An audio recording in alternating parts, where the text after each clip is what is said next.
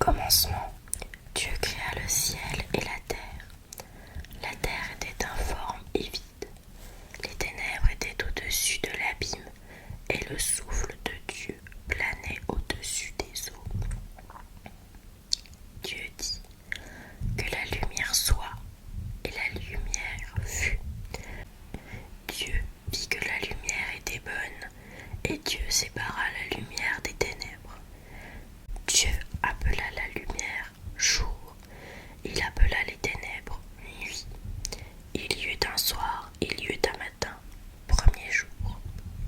Et Dieu dit qu'il y ait un firmament au milieu des eaux et qu'il sépare les eaux.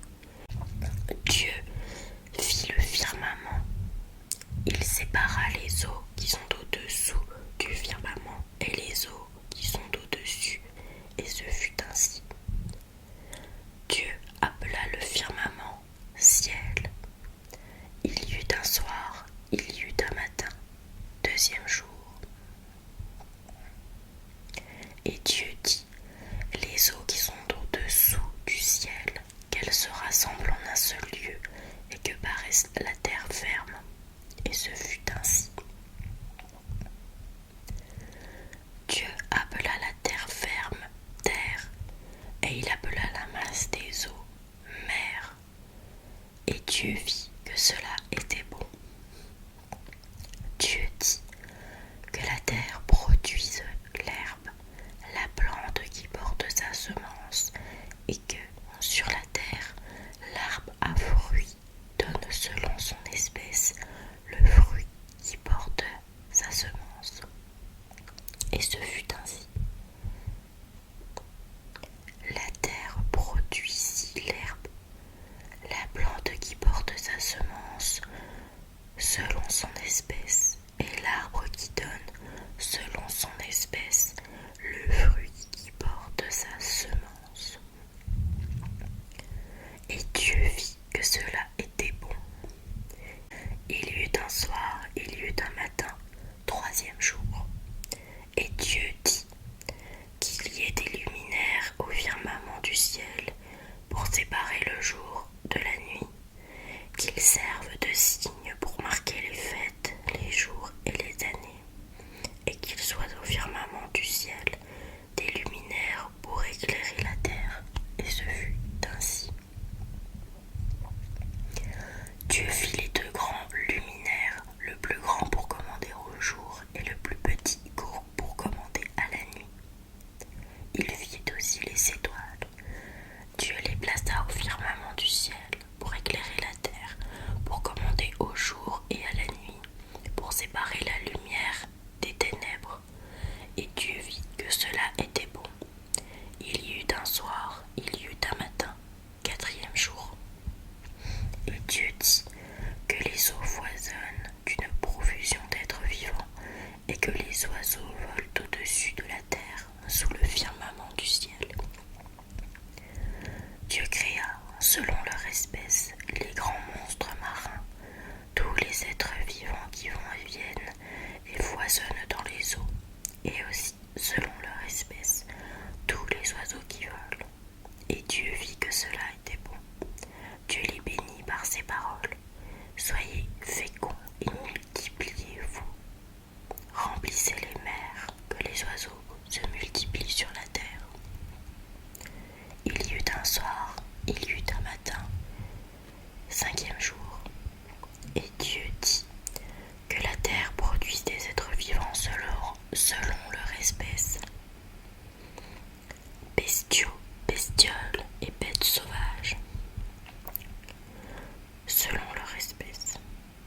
Et ce fut ainsi. Dieu fit les bêtes sauvages selon leur espèce, les bestiaux selon leur espèce, et toutes les bestioles de la terre selon leur espèce. Et Dieu vit que cela était bon. Dieu dit, faisons l'homme à notre image selon notre ressemblance, qu'il soit le maître des poissons, de la mer, des oiseaux du ciel, des bestiaux, de toutes les bêtes sauvages et de toutes les bestioles qui vont et viennent sur la terre. Dieu créa l'homme à son image. À l'image de Dieu, il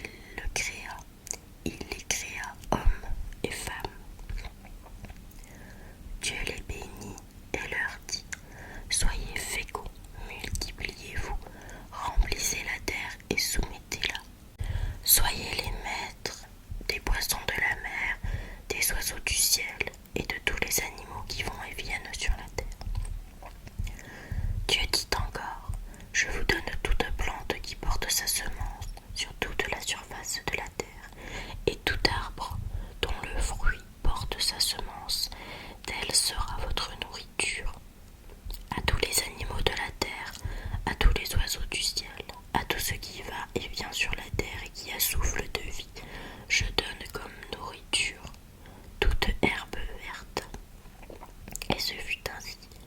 Et Dieu vit tout ce qu'il avait fait. Et voici, cela était très bon. Il y eut un soir, il y eut un matin, 6e jour.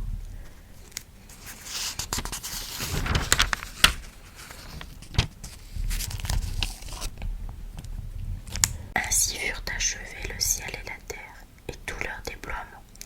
Le 7e jour, Dieu avait achevé l'œuvre qu'il avait faite. Il se reposa le 7e jour de toute l'œuvre qu'il avait faite. Et Dieu bénit le 7e jour. Il le sanctifia, puisque ce jour-là, il se reposa de toute l'œuvre de création qu'il avait faite. Telle fut l'origine du ciel et de la terre lorsqu'ils furent créés. Lorsque le Seigneur Dieu fit la terre et le ciel, aucun buisson n'était encore sur la terre, aucune herbe n'avait poussé, parce que le Seigneur Dieu n'avait pas encore fait pleuvoir sur la terre, et il n'y avait pas d'homme pour travailler le sol, mais une source montait de la terre et irriguait toute la surface du sol. Alors le Seigneur Dieu modela l'homme avec la poussière tirée du sol. Il insuffla dans ses narines le souffle de vie, et l'homme devint un être vivant. Le Seigneur Dieu planta un jardin en Éden, à l'Orient, et y plaça l'homme qu'il avait modelé. Le Seigneur Dieu fit pousser du sol toutes sortes d'arbres à l'aspect désirable et aux fruits savoureux. Il y avait aussi l'arbre de vie au milieu du jardin, et l'arbre de la connaissance du bien et du mal. Un fleuve sortait d'Éden pour irriguer le jardin, puis il se divisait en 4 bras. Le premier s'appelle Pishon. Il retourne tout le premier s'appelle le Pishon. Il contourne tout le pays de Havila, où l'on trouve de l'or, et l'or de ce pays est bon, ainsi que de l'ambre jaune et de la cornaline. Le deuxième fleuve s'appelle le Gihon. Il contourne tout le pays de Couche. Le troisième fleuve s'appelle le Tigre. Il coule à l'est d'Assour. Le quatrième fleuve est l'Euphrate. Le Seigneur Dieu prit l'homme et le conduisit dans le jardin d'Éden pour qu'il le travaille et le garde. Le Seigneur Dieu donna à l'homme cet ordre: tu peux manger les fruits de tous les arbres du jardin, mais l'arbre de la connaissance du bien et du mal, tu n'en mangeras pas, car le jour où tu en mangeras, tu mourras. Le Seigneur Dieu dit: il n'est pas bon que l'homme soit seul, je vais lui faire une aide qui lui correspondra. Avec de la terre, le Seigneur Dieu modela toutes les bêtes des champs et tous les oiseaux du ciel. Et il les amena vers l'homme pour voir quel nom il leur donnerait. C'étaient des êtres vivants, et l'homme donna un nom à chacun. L'homme donna donc leur nom à tous les animaux, aux oiseaux du ciel et à toutes les bêtes des champs, mais ne trouva aucune aide qui lui corresponde. Alors le Seigneur Dieu fit tomber sur lui un sommeil mystérieux, et l'homme s'endormit. Le Seigneur Dieu prit d'une de ses côtes, puis il referma la chair à sa place. Avec la côte qu'il avait prise à l'homme, il façonna une femme et l'amena vers l'homme. L'homme dit alors: cette fois-ci, voilà l'os de mes os et la chair de ma chair. On l'appellera femme Isha, car elle fut tirée de l'homme Ish. À cause de cela, l'homme quittera son père et sa mère. Il s'attachera à sa femme, et tous les deux ne feront plus qu'un. Tous les deux, l'homme et sa femme, étaient nus, et ils n'en éprouvaient aucune honte l'un devant l'autre. Le serpent était le plus rusé de tous les animaux des champs que le Seigneur Dieu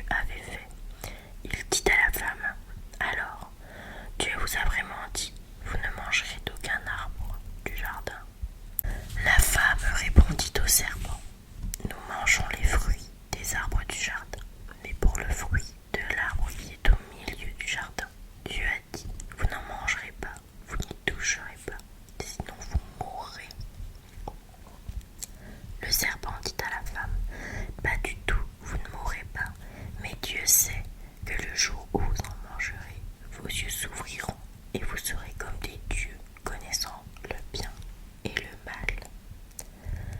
La femme s'aperçut que le fruit de l'arbre devait être savoureux, qu'il était agréable à regarder et qu'il était désirable, cet arbre, puisqu'il donnait l'intelligence. Elle prit de son fruit et en mangea. Elle en donna aussi. Elle en donna aussi à son mari, et il en mangea. Alors leurs yeux à tous deux s'ouvrirent, et ils se rendirent compte qu'ils étaient nus. Ils attachèrent les unes aux autres des feuilles de figuier, et ils en firent des pagnes. Ils entendirent la voix du Seigneur Dieu qui se promenait dans le jardin à la brise du jour. L'homme et sa femme allèrent se cacher au regard de Dieu parmi les arbres du jardin. Le Seigneur Dieu appela l'homme et lui dit : « Où es-tu donc ? » Il répondit : « J'ai entendu ta voix dans le jardin. J'ai pris peur parce que je suis nu et je me suis caché. » Le Seigneur reprit : « Qui donc t'a dit que tu étais nu ? Aurais-tu mangé de l'arbre dont je t'avais interdit de manger ? » L'homme répondit : « La femme que tu m'as donnée, c'est elle qui m'a donné du fruit de l'arbre et j'en ai mangé. » Le Seigneur Dieu dit à la femme : « Qu'as-tu fait là ? » La femme répondit : « Le serpent m'a trompée et j'ai mangé. » Alors le Seigneur Dieu dit au serpent : « Parce que tu as fait cela, tu seras maudit parmi tous les animaux et toutes les bêtes des champs. Tu ramperas sur le ventre et tu mangeras de la poussière tous les jours de ta vie. Je mettrai une hostilité entre toi et la femme, entre ta descendance et sa descendance.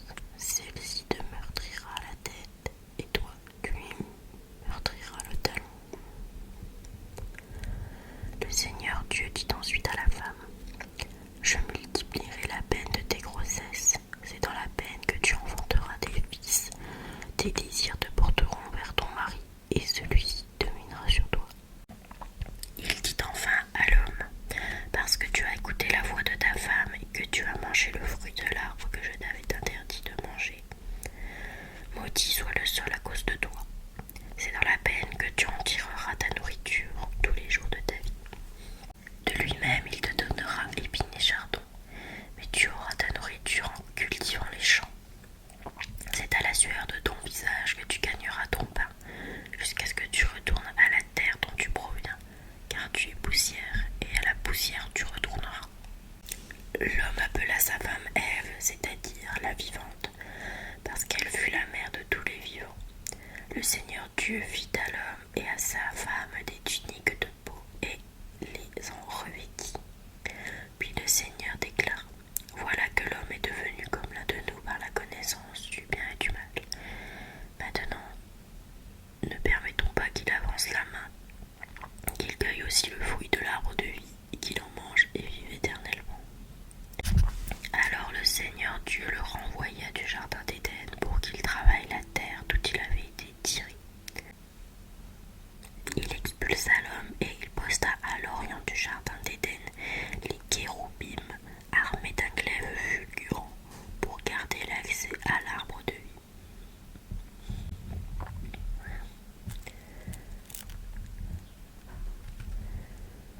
L'homme s'unit à Ève, sa femme. Elle devint enceinte et elle mit au monde Caïn.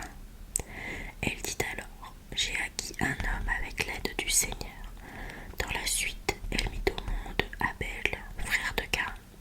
Abel devint berger et Caïn cultivait la terre. Au temps fixé, Caïn présenta des produits de la terre en offrande au Seigneur. De son côté, Abel présenta les premiers-nés de son troupeau en offrant les morceaux les meilleurs. Le Seigneur tourna son regard vers Abel et son offrande, mais vers Caïn et son offrande, il ne le tourna pas. Caïn en fut très irrité et montra un visage abattu. Le Seigneur dit à Caïn : « Pourquoi es-tu irrité ? Pourquoi ce visage abattu ? Si tu agis bien, ne relèveras-tu pas ton visage ? Mais si tu n'agis pas bien, le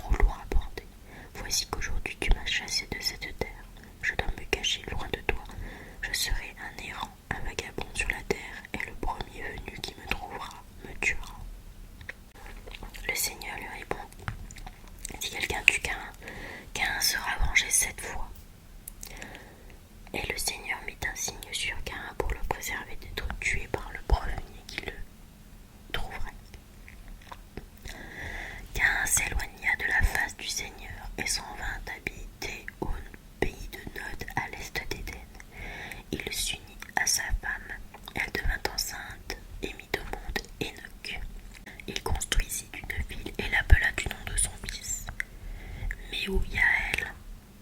Mehujaël engendra Methushaël, et Methushaël engendra Lamech.